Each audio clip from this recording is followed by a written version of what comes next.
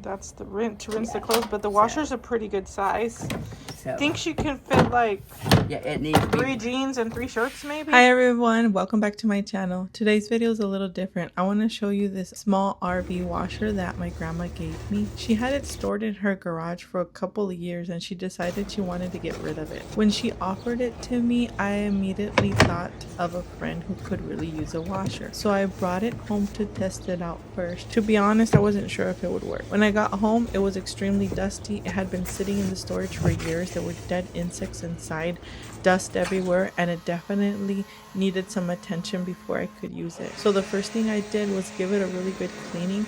After I got everything cleaned up, I plugged it in to see if it would turn on.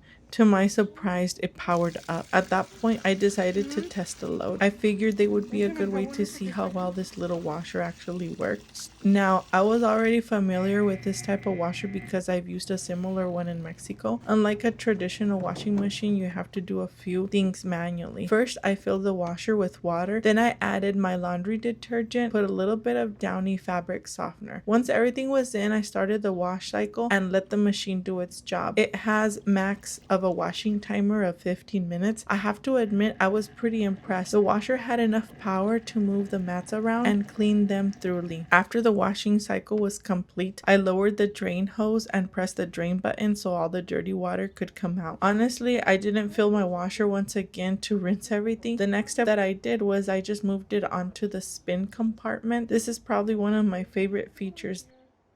To press the drain for it to drain the rest of the water. And there it is. The spin compartment removes a surprising amount of water.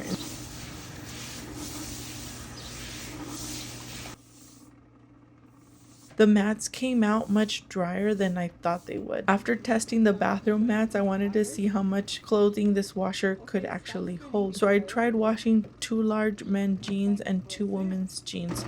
It's dry. This one is wet still. And this one, it's dry. Believe it or not, everything fit pretty comfortably inside the washer. In fact, I probably could have added another couple of t-shirts without any problem. Even though this washer looks small, it's actually more spacious than it appears. For anyone living in an RV, a small apartment, a dorm room, or even someone looking for a backup washer, overall, I'm genuinely impressed with how well it performed. Considering it sat in a garage for years, I wasn't expecting much. But after cleaning it up and putting it to the test, it worked. Also, I couldn't believe that washers this small even existed. I hope this video helps anyone who's considering buying a small portable washer or who might already have one and is wondering how it works. If you found this review helpful, don't forget to like this video, subscribe to my channel, and leave a comment below. I'd love to hear if you've ever used one of these small washers before. Space, like for 2 t-shirts maybe. So it's pretty spacious. I'm just gonna hang it in my swing because I don't have a wire to hang it on, but they're pretty much dry. There's a breeze blowing.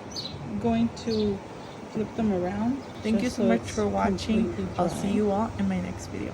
Bye everyone.